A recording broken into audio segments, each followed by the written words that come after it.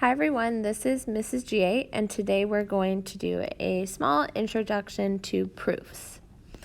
So to start, we're going to be proving the alternate interior angles theorem. So here you can see we have a picture, and this is the general setup of a formal proof where we have a sequence of statements leading to our proof. And then here we have an area where we have to provide a reason. So here they're actually giving us a list of missing reasons to choose from that we're going to try to match with their statements. Okay, so first let's look at the picture and let's look at the given statement and what they're asking us to prove. So they give us this picture and they are telling us that angle or line P is parallel to line Q. So that's our given. That's all we know. They would like us to prove that the measure of angle 3 is equal to the measure of angle 5, which we know is the alternate interior angles theorem. So we're proving that this theorem is true. So we're always going to start a proof essentially every time by stating the given. And I know it sounds silly because it is given, but it is usually going to be step 1. So here you can see that they wrote line P is parallel to line Q. So there we will use the reason given. So we'll see if we can kind of follow their sequence of logic to see if it makes sense for us. So the next thing they say is that angle 3 and angle 6 are supplementary. So notice they're just making a statement. So if you look at our options, we can see that this is the same side interior angles postulate, right? They're on the same side of the transversal and it's two parallel lines, so we know that they're supplementary. So we'll write same side, all abbreviated with SS, interior, SSI, angles, postulate, just so I can fit it in my box. Okay, so then they make the statement that measure of angle 3 plus the measure of angle 6 equals 180 degrees. So you can see that they're actually taking the statement before and turning it into an equation. So for this, we would actually say definition of supplementary angles.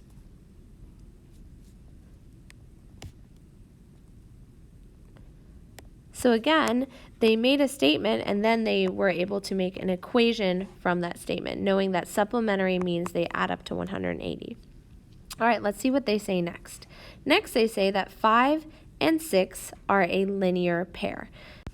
So this reason might seem kind of weird, but since it's in the picture, it's technically given. And since we can see that it's a linear pair, for this one again, we will say given. Okay, so then they're making the statement that angle 5 and angle 6 are supplementary. So we know that this is true for linear pairs because of the linear pair theorem. And after they've made that statement, then they make the equation. Angle 5 plus angle 6 equals 180 degrees. And that would be, again, the definition of supplementary angles. So let's take a moment and review steps 4, 5, and 6. So first they have to state that it's a linear pair, and then we state that it's supplementary, and we know that because it's a linear pair, and then we make our equation. So remember, first, you can't make this statement that they're supplementary until you've made the statement that they're a linear pair. And you can't make the equation until you've stated that they're supplementary. So I know we're really showing out a lot of steps, but it's important to establish that logic before you make your statements. All right, so now let's look at this next statement. Here they say that the measure of angle 3 plus the measure of angle 6 equals the measure of angle 5 plus the measure of angle 6.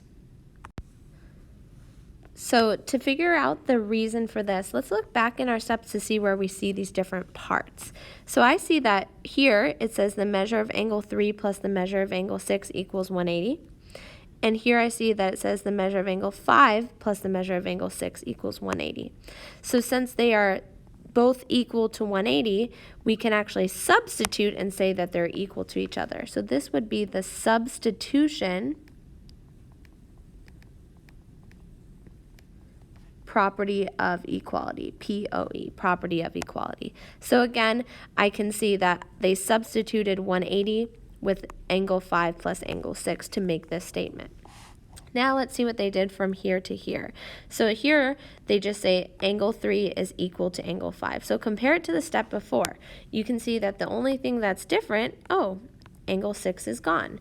Now this was an equation, and we know that with the subtraction property of equality, we could have subtracted it from each side to get the statement in step 8. So this would be subtraction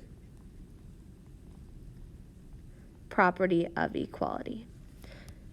Okay, and now you can see that our last step is always going to be the prove statement.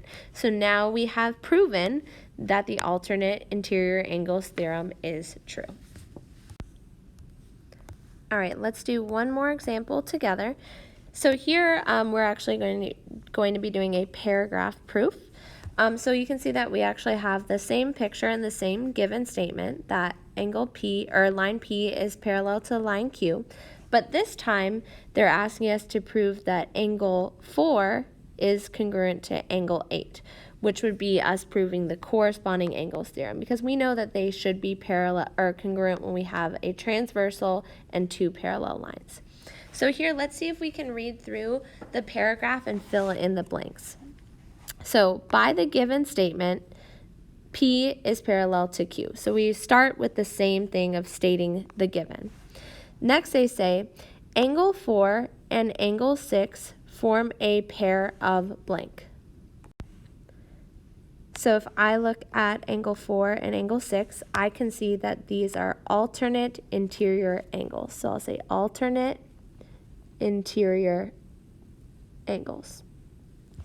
So using the alternate interior angles theorem, we know that angle 4 equals angle 6. Next, they say angle 6 and angle 8 form a pair of vertical angles. So you can see that right here. Here's angle 6, here's angle 8. So using the vertical angles theorem, angle 6 is equal to angle 8. Now let's see if we can read this and then go back and fill in the blank. So using the blank in angle 4 equals angle 6, substitute blank for angle 6. The result is blank. So a hint here is I see the word substitute.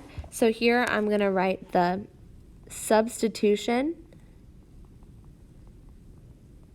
property of equality.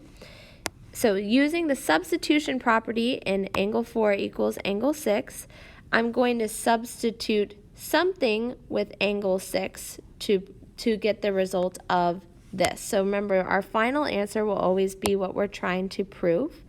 So measure of angle 4 equals the measure of angle 8. So let's see, how can I go from here to here? Oh, well, I'm going to substitute angle 8 for angle 6. And there you have it. So here we could kind of work our way backwards. So if you remember that our last statement should always be what we're trying to prove, that might also help you to fill in some of the blanks. All right, so that is all for today's video. Thank you so much for watching.